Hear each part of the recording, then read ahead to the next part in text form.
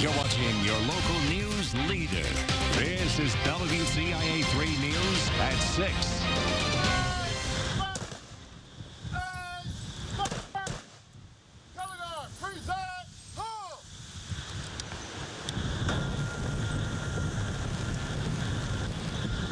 A sound heard around the country today as we honor our veterans and remember more than 1 million U.S. soldiers throughout our nation's history who laid down their lives to protect ours.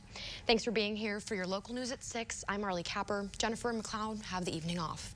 That salute rang out from Grandview Memorial Gardens, where for the 70th year, people came together on Memorial Day. WCIA 3 Renee Cooper was there. She joins us now in studio. Renee, tell us about it. Well, Marley, veteran is a title that so many hold, but it's not one that's handed out. It is earned each and every time by courageous men and women who more often than not volunteer to fight for freedom, and they grow up fast in the process. They've celebrated victories and mourned even more losses. Some make it home and others never will, but they all continue to sacrifice in the name of freedom and the hope for a better tomorrow. We have shared an unspoken bond with each other that most people don't experience and few will ever understand. A bond no more apparent than in the relationship between Army Staff Sergeant Harold Wheatley and Navy Petty Officer 2nd Class Brent Cork. Wheatley's adopted us and we've adopted him, and it's just part of family now. There may be decades between the pair. And I'm 95 years old, still going. And the foreign wars they served in, but the mission is one and the same.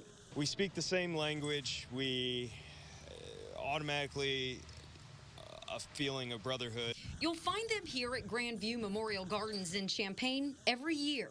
I can't hardly go sometimes, my legs, but I still try and honor our veterans and what we're supposed to be doing. We will be there for our brothers and sisters, stand together as one in a heartbeat. A call to service that doesn't end with retiring from the military.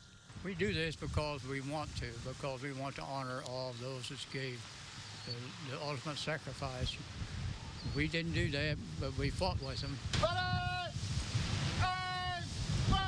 Staff Sergeant Wheatley fought in World War II and was deployed to Korea before returning home for good in 1947. I was in the infantry first, and I was on Okinawa, and I'm one of the last out of 13 members left that fought on the Battle of Okinawa. Petty Officer Cork served in the Naval Submarine Force. And it's important that all our children understand the sacrifices that were made. And in fact, just our community, it's mostly forgotten, all the sacrifices that were made to have the freedoms that we have. Cork's daughter was front and center in the ceremony, standing proud with the American Heritage Girls. We always work looking out for one another and trying to help our families. And that's what it's about, family. So many of these veterans would tell you that's why they served. But in the end, that selfless, courageous call to action has impacted each and every one of us. There's a significant amount of sacrifice and loss of life to make certain that we have the freedoms that we have. And to recognize that we do live in a country that has the greatest amount of freedoms, that has the greatest amount of opportunity for everyone. And to remember that and to honor that and not throw it away. God bless them and God bless America. I also spoke with a volunteer from Cork and Wheatley's VFW post. She says they're always looking for more helping hands, and she asked everyone to remember that our freedom here was paid for at a high price. Marley. Thank you so much.